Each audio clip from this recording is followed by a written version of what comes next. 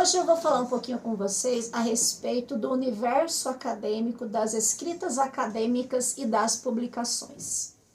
E aí, a primeira coisa que eu preciso dizer para vocês é aquela primeira atividade que eu quis avaliar como vocês utilizavam as citações, como era a escrita argumentativa de vocês, era justamente não para ver se eram capazes, nada disso, mas ver se já havia ali alguns vícios em relação a essa escrita acadêmica, se havia alguma dificuldade nesse sentido de elaborar a partir de um elemento proposto anteriormente.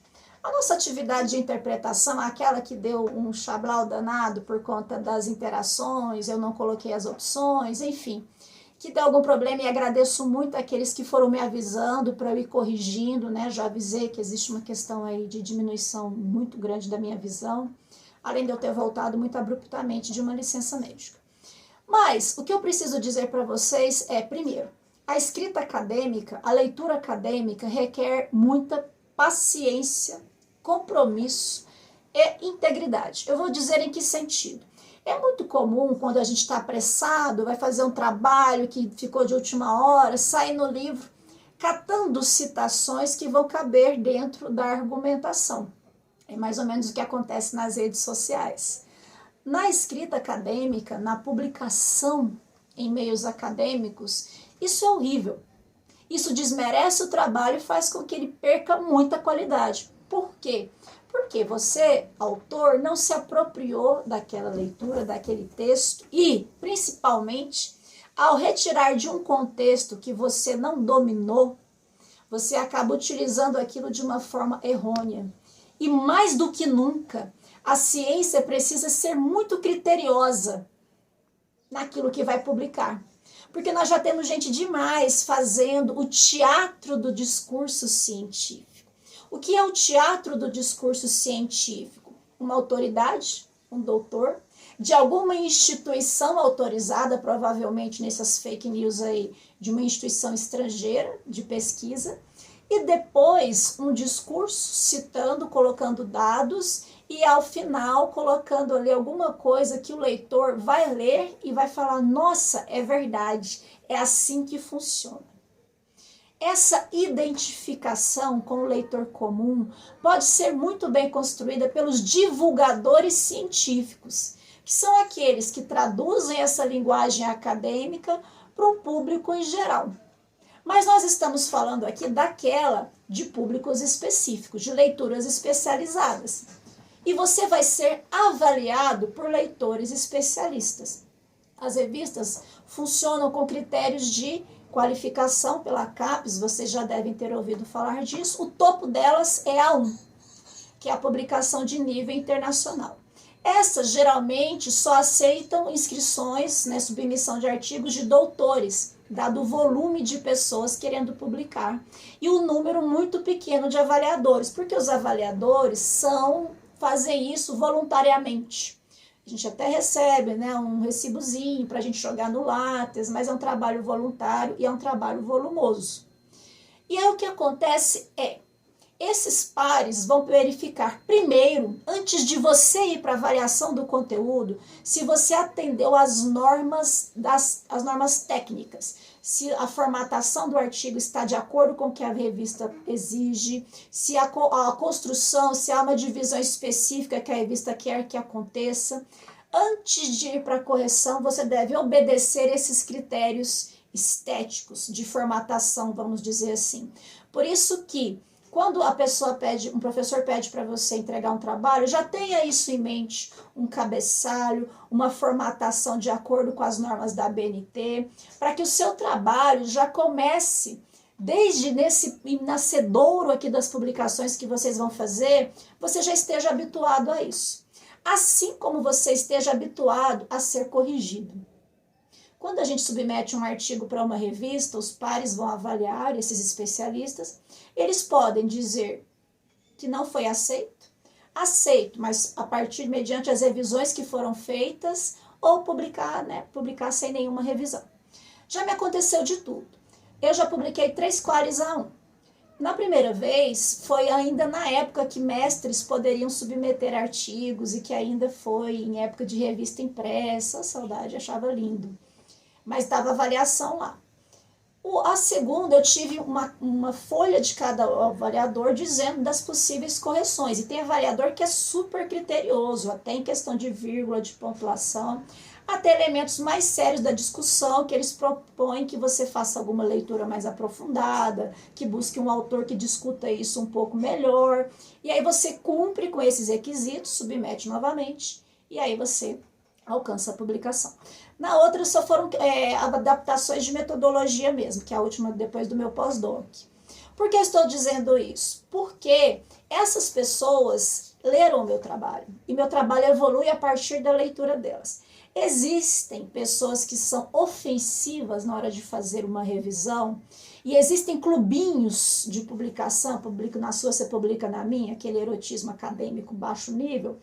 Acontece, nós estamos falando de meios que são feitos por seres humanos. Eu já recebi uma avaliação extremamente ofensiva, de diminuir mesmo a qualidade do trabalho, o mesmo trabalho que depois foi publicado numa outra revista com qualis um pouco menor. Que aí você tem, né, do C, que é nada, até os Bs que vão subindo, né, B1, que já é um nível um pouquinho melhorzinho. E aí essa pessoa massacrou o meu trabalho. Eu fiquei tão mal que até hoje eu fico muito relutante de avaliar artigos das revistas que me enviam. Uma vez ou outra que eu aceito, porque aquilo me fez muito mal. Eu estava em pleno pós-doc e uma avaliação péssima, desrespeitosa. Isso pode acontecer, nós estamos falando de ambientes humanos. Mas, olhando dentro do processo como um todo, e não a partir da minha experiência, do meu trauma, aceite a correção, a revisão, as interferências. Isso vai fazer o seu trabalho florescer. Tem uns piratas aí que eu conheço que submetem para essas revistas que são um pouco menos avaliadas, vamos dizer assim, para receber as coisas para depois submeter para uma outra que seja um qualis um pouco maior. Isso dito, sempre que alguém especialista te oferecer uma sugestão, uma revisão, você vai olhar se cabe no seu trabalho.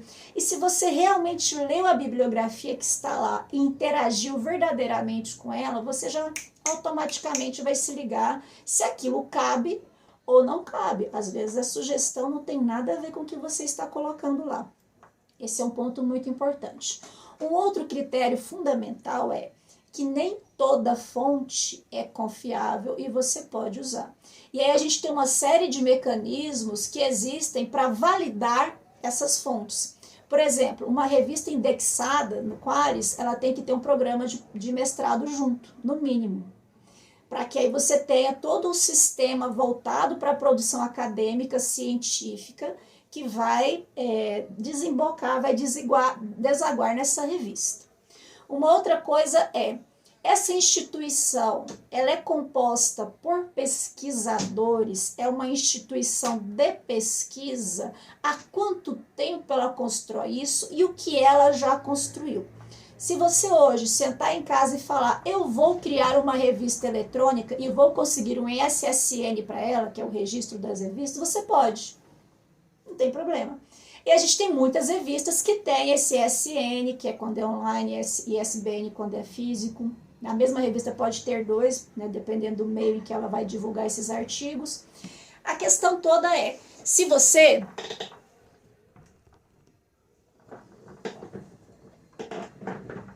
Esses registros existem.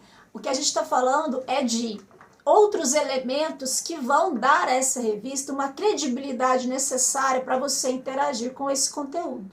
Por isso, a avaliação por pares, uma revista que existe e que os artigos não são avaliados por membros externos à instituição, ela tem menos importância, vamos dizer assim, em termos de conhecimento. Ah, mas não vale o que está lá, então tudo agora é um clubinho, tem que entrar nesse clubinho. Não é.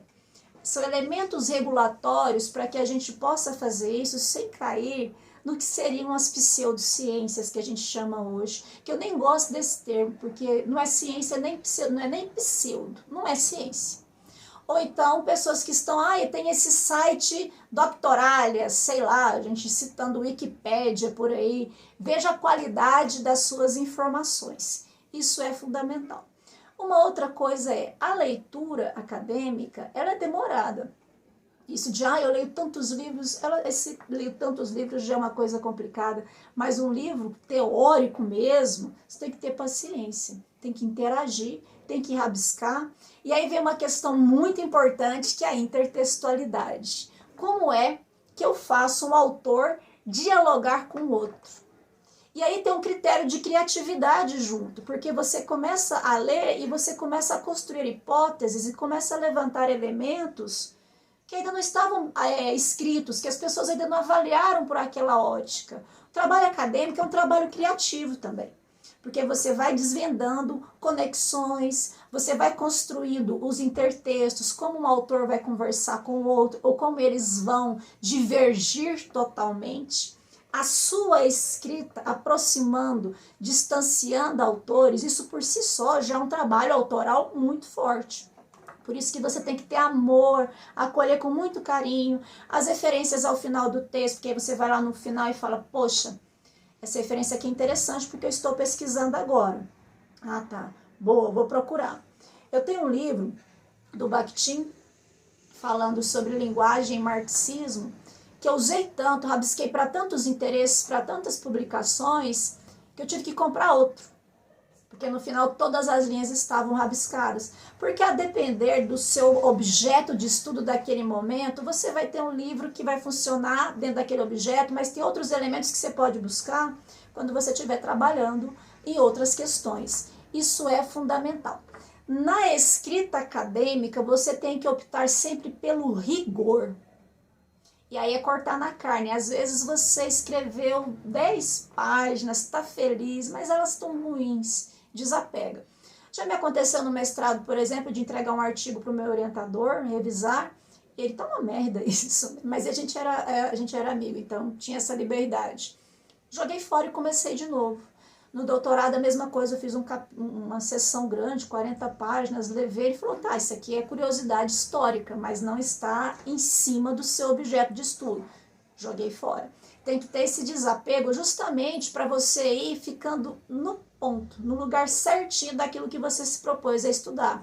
Muitas vezes a pessoa tem muita erudição num ponto e acaba indo muito para aquele lado e esquece se aquelas informações, se tudo aquilo está convergindo para o objeto de pesquisa, para aquilo que você está trabalhando. Então, sempre busque observar as suas fontes, como você usa, e não use citação para encher página. Sabe, já pegou aqueles trabalhos que metade da folha é citação, citações imensas? Ou então muita citação direta durante o texto? Não. Opte sempre pela indireta, porque isso já é um indicador de autoria, porque você trouxe o texto do outro para a sua linguagem. Mas isso só é possível se você entender o que você leu. E é volume de leitura, gente. Trabalho acadêmico é trabalho. Na nossa cultura ainda muito colonizada, colonial, acha que trabalho é só aquilo que é carregar pedra. Isso é trabalho. O trabalho intelectual é trabalho. Você precisa realmente ler bastante, mais do que o suficiente, para produzir um trabalho, um artigo de qualidade. E aí, livro teórico não é uma coisa que você lê em uma semana, ou que você sai pulando partes, você tem que realmente interagir. Aí você vai para um artigo que seja relevante para o seu propósito, porque não adianta você ter uma referência ali com 10 artigos e que são artigos que funcionariam bem numa revista de divulgação científica, mas não numa revista científica. Ai, não vou cortar, vai continuar.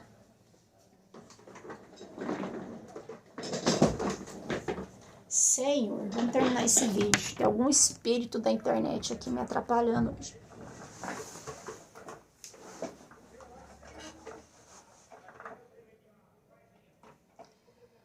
Gente, o que já passou de gente nessa minha janela hoje, de cada coisa, mas vamos junto, a gente vai conseguir. E aí é volume de leitura. E é leitura mesmo. Quem está numa graduação, numa pós-graduação, está sempre com o livro debaixo do braço, ou com Kindle, seja o mecanismo que está utilizando. É fundamental, não tem jeito. Não tem como contemporizar, falar, não, vamos fazer só aqui uma leitura aqui, outra aqui, não dá, não funciona. Por isso que, então eu vou desistir, não, você tem que ter esse apego, vamos dizer assim, ao conhecimento, à produção do conhecimento, esse entusiasmo com seu objeto de pesquisa, por isso selecione aquilo que realmente te ilumina. Você fala, nossa, eu quero muito estudar isso, eu quero muito saber sobre isso, porque mesmo quando você está num texto chatíssimo, mas relevante, o seu propósito final faz com que aquilo seja interessante. Sempre. E sempre revise os seus protocolos. Se você está fazendo de forma adequada, se você pediu uma leitura, se você está realmente revisando, se você realmente utilizou a